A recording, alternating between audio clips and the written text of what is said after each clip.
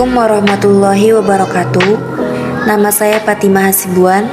Saya dari kelas PMM 5. Video berikut merupakan tugas UTS Bahasa Indonesia. Baiklah, saya akan menjelaskan tentang bahasa baku.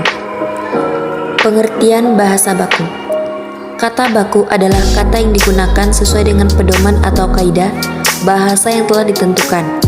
Dan sumber utama dari bahasa baku yaitu Kamus Besar Bahasa Indonesia atau KBBI. Kata baku umumnya sering digunakan pada kalimat yang resmi, baik itu dalam suatu tulisan maupun dalam pengungkapan kata-kata. Ciri-ciri bahasa baku yaitu tidak terpengaruh bahasa daerah, tidak dipengaruhi bahasa asing, menggunakan imbuhan secara eksplisit, bukan bahasa percakapan, tidak mengandung arti flionisme. Tidak dipengaruhi oleh bahasa daerah adalah dalam percakapan sehari-hari, biasanya kita akan cenderung menggunakan ragam bahasa yang bersesuaian dengan kebiasaan di daerah kita. Bahasa baku tidak dipengaruhi oleh bahasa daerah, seperti penambahan akhiran pada suatu kata, istilah atau sebutan tertentu, ataupun perubahan awal kata. Contohnya ialah dalam baku yaitu bertemu, dalam tidak baku yaitu ketemu, dan contoh seterusnya. Kemudian, tidak dipengaruhi oleh bahasa asing.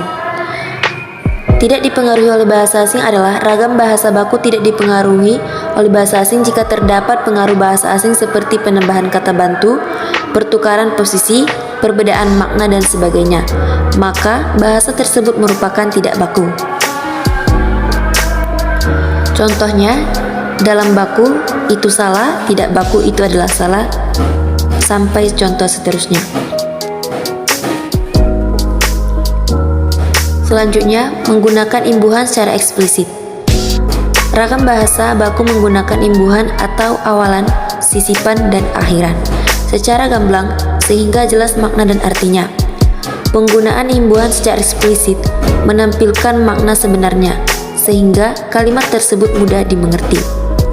Contohnya, dalam baku bernyanyi, tidak baku nyanyi. Kemudian, bukan bahasa percakapan. Ragam bahasa yang digunakan dalam percakapan sehari-hari umumnya merusak bahasa yang tidak baku atau bahasa pasaran. Bahasa yang baku bukan berarti bahasa percakapan dan terdengar lebih formal atau resmi. Contohnya, dalam baku tetapi, tidak baku tapi, sampai contoh seterusnya. Kemudian, tidak mengandung arti flionisme. Flionisme merupakan majas yang menggunakan suatu kata atau keterangan yang sebenarnya tidak diperlukan lagi karena arti kata tersebut sama dengan kata yang diterangkan pada pertanyaan yang sudah jelas maknanya. Contohnya, dalam baku maju, tidak baku maju ke depan.